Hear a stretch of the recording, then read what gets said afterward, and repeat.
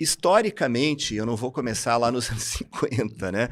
Mas, assim, fazendo uma breve história, né, da segurança, no meu olhar, né, obviamente no olhar de um espectador, outros colegas teriam outros olhares, né? Portaria 32.14/78. É um marco no Brasil. Sim. Né? É dela, né? Existia antes textos esparsos, nós tínhamos já algumas coisas. A engenharia de segurança, naquela época era o inspetor de segurança, depois ele passa a ser supervisor e hoje ele é técnico, né?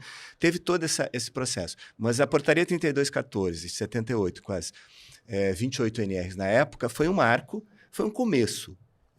É histórico, né? É histórico. Nos anos 90, eu diria 94, não vou perder muito tempo em tempos intermediários, porque senão a gente ficaria dando uma aula, né? Mas os programas, o PPRA e o PCMSO, né? Do ponto de vista, obviamente, antes disso tem a Inspeção do Trabalho, em 83, tem a Fundacentro, que vocês citaram, tem SESI, tem uma série de entidades, né, profissionais também, né, que foram importantes. Mas do ponto de vista mais seguindo o legalismo do processo, né, regulatório em segurança e saúde. O PPRA e o PCMSO, eles foram marcos, né, do processo. Gerações e gerações de profissionais abriram sua empresa, abriram sua clínica e começaram, né, a ofertar às empresas serviços que não existiam antes. Talvez alguns espectadores, né, da nossa live aqui, né, não saibam, né, mas nos anos 70 e começo dos anos 80, não era um ASO, era um atestado, né? Atesto para os devidos fins que o Yuri está apto para o trabalho. PT saudações, né? Era isso. Então, você tem, apesar de críticas, enfim, não vamos entrar nesse contexto, mas você tem um atestado. A cada ano, normalmente, o trabalhador vai a um médico. Onde que o trabalhador, por conta própria, vai a cada ano ao médico? Nossa. Não vai. Não vai. E no trabalho vai. Bom, podemos avaliar que não seja perfeito, que temos questionamentos, podemos avaliar. Mas 20, 30, 40 milhões de trabalhadores que têm carteira assinada, anualmente, normalmente, claro, alguns têm um período maior, né, em função né, de características de fatores de risco, mas ele vai ao médico. E essa informação é muito importante, porque ele não iria. Tinha parado pra pensar pra esse lado também. Ele não vai, tem trabalhador que, para cuidar da sua saúde, 4, 5 anos quando adoece. E no trabalho tem. Ele é obrigado aí. Ele é obrigado aí. Não tem. Então, é verdade. Pode-se ter, né, ser um pouco crítico com a eficácia desse processo, etc., mas não há que negar, né, que você tem um mecanismo de controle, né, diríamos, né, por uma realidade que nós temos, né, de país, né? E que você não teria um outro, né, no modelo de saúde brasileiro. Claro, essas informações acabam não sendo usadas, nós podíamos fazer um debate sobre isso, né? Tem outros pontos. Então, nós tivemos o PPRA, nós tivemos o PCMSO, nós tivemos o PCMAT da construção civil.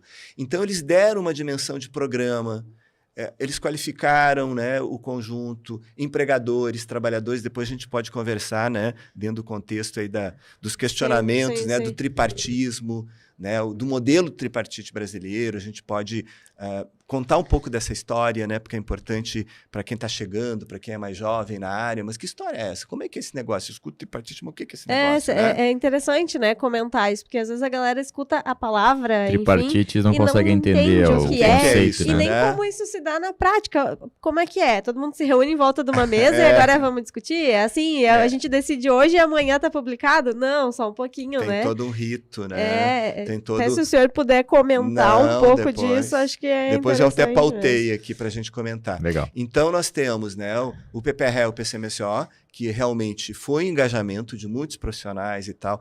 Tem seus problemas, não vamos trabalhar, né? Suas fragilidades, eles acabaram não sendo o que se imaginava, daquilo que se desejava, etc. Mas eles foram um marco importante num determinado momento.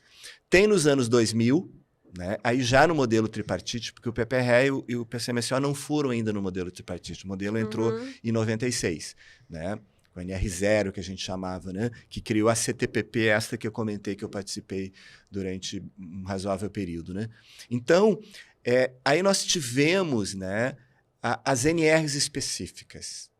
que vocês estão trabalhando. 35, 33. Né? Nós tivemos, né, 2004 NR10 revisada, 2005 NR31, 2006 NR33, 2010 a NR12, 2012 a NR35, a NR20. Nós tivemos esse conjunto de NRs que eles deram uma dimensão específica, né? Acho um bom tempo, aí, uns 10 anos atrás, eu fui palestrar numa semana acadêmica de alunos, né, de escolas técnicas e de engenharia. Aí eu perguntei para os alunos, né, quem é que fez curso de NR10 nessa sala?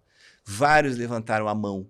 Se eu perguntasse 10 anos antes, 0. Quer dizer, o profissional entraria. Então, a formação, que é um foco, né, que vocês estão, enfim, trazendo, né, mais um diferencial, trazendo, né, algo que qualifique mais a formação, ela é importante. Ah, bom, mas o cara vendeu o certificado. Bom, isso aí tem em qualquer lugar do planeta que o cara vende.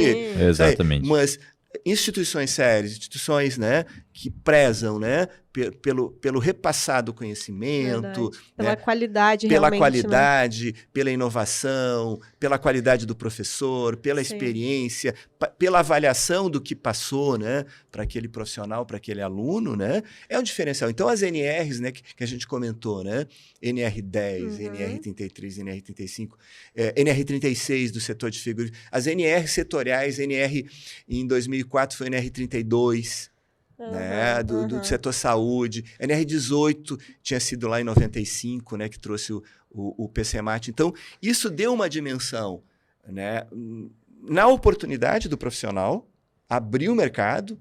Tem profissionais hoje, né, que agradecem, né, porque sem isso, se o modelo brasileiro fosse um modelo de alguns países, não teria, né, essa dimensão, né, que a área de segurança e saúde se conseguiu, né? Ela tem debilidades, né? Eu sempre digo, né? A gente tem um modelo, e a pergunta internacional, depois a gente pode comentar um pouco, né? A gente tem um modelo regulatório, um dos melhores do mundo. Comparando com países, né, obviamente, da faixa do Brasil. Né? Sim, não vou comparar com os países nórdicos, enfim, que tem uma outra cultura de sociedade. Né? Aí é uma cultura de sociedade além. Né? Mas a gente tem um modelo regulatório muito bom. Quando a gente fala do PGR, que entrou aí agora em 2022, do México para baixo, nenhum país latino-americano tem um programa de gerenciamento de risco como o PGR. Né? Então, a gente tem que... Tudo bem, o PGR, eu acho que faltou alguma coisa. Podia colocar que tinha uma consulta pública de 2014, trabalhadores vulneráveis. São pessoas com deficiência, trabalhadores que retornam ao trabalho, grávidas, né? Podia colocar